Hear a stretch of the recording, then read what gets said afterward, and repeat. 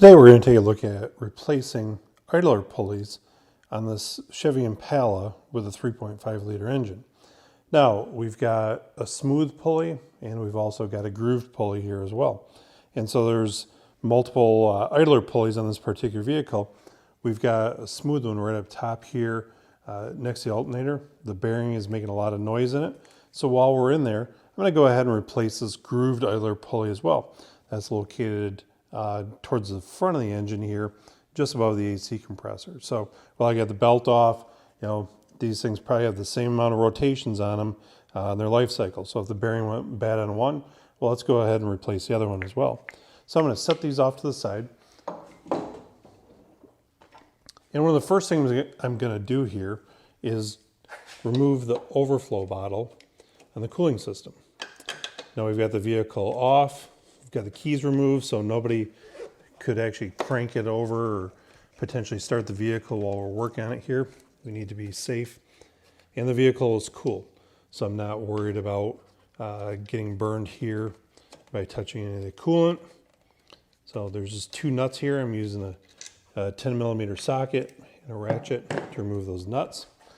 Now I'm going to remove the hose clamp here on the fill neck. Then I'll very gently rotate the hose, kind of break it free and slide it back here. And now that's going to allow me to lift this coolant bottle out of the way. And immediately it frees up a lot of room to help me get the belt tensioner loose, and also frees up some space here to get at this top pulley. So I've got my special tool here, and I'm going to use this on the belt tensioner to release the tension. And once the tension is released, now I can slide the belt off here. I'm not going to take the belt completely off because sometimes it can be a little tricky to reroute on some of those lower accessories there or on the crank. But I just got it off the top here. So let's take a little closer look at this pulley here. And it's just one bolt going through it. So in all reality, I could take a socket, or I'm just going to take a box end 15 millimeter wrench here and loosen the bolt here. Okay, well now we can see a little better that smooth pulley on the next to the alternator here. So I've got my wrench on there, and I'm simply going to loosen up the bolt.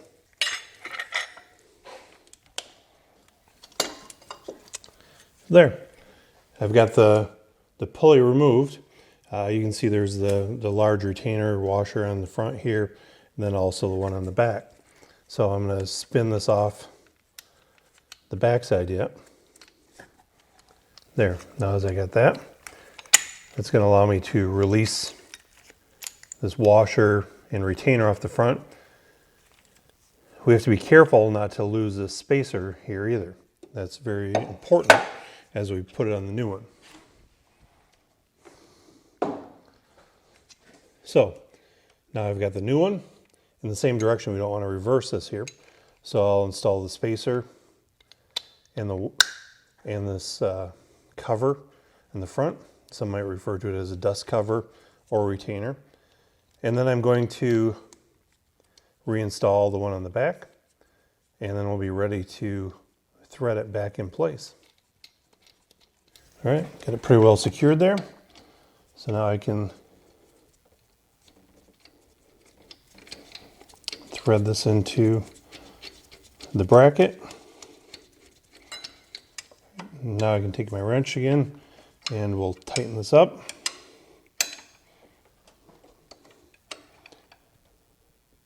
Once I've got it properly tightened, we'll verify that it spins freely here.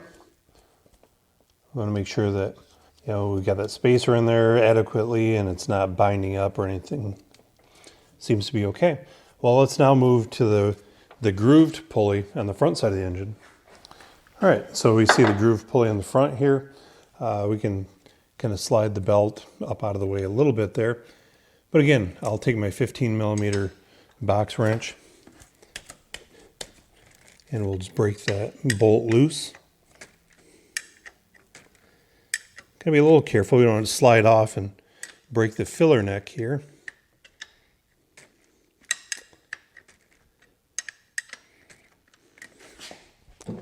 Once we got it loose, I'll go by hand and remove it.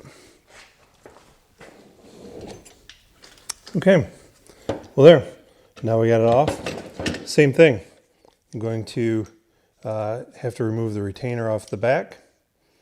We'll just spin that off the bolt here.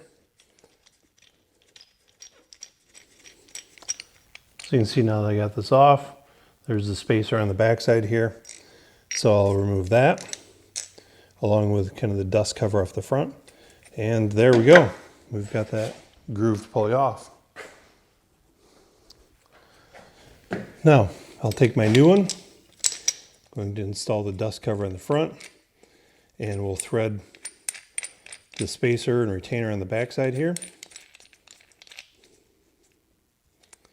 I'm going to make sure we got it centered in the bearing there.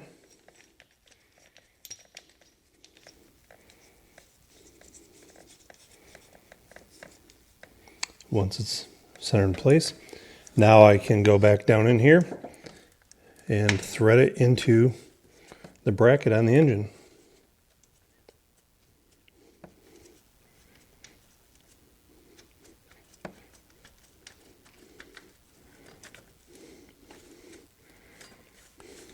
All right, so now I got it snugged up by hand. I'll take my wrench and we will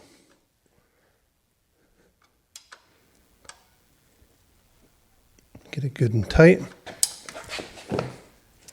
Again, I want to make sure it rotates freely. It does. The belt's still kind of sitting in place there. So now it's time to reinstall the belt the rest of the way. So I've got my belt tensioner tool installed again. I will release the tension here and slide the belt back over the smooth idler pulley here. I want to kind of do a visual, make sure it's still in the grooves on all the other components. And I will release the tension, put the tool away. Now we will slide the coolant reservoir back into place here. Kind of trying to be careful and keep the hose up a little bit higher so we don't have any leaks.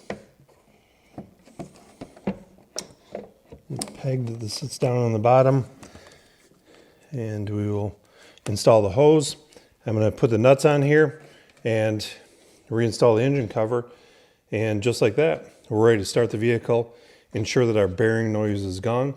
But hopefully now you understand what it takes to replace a couple of these different option idler pulleys on a GM 3.5 liter engine.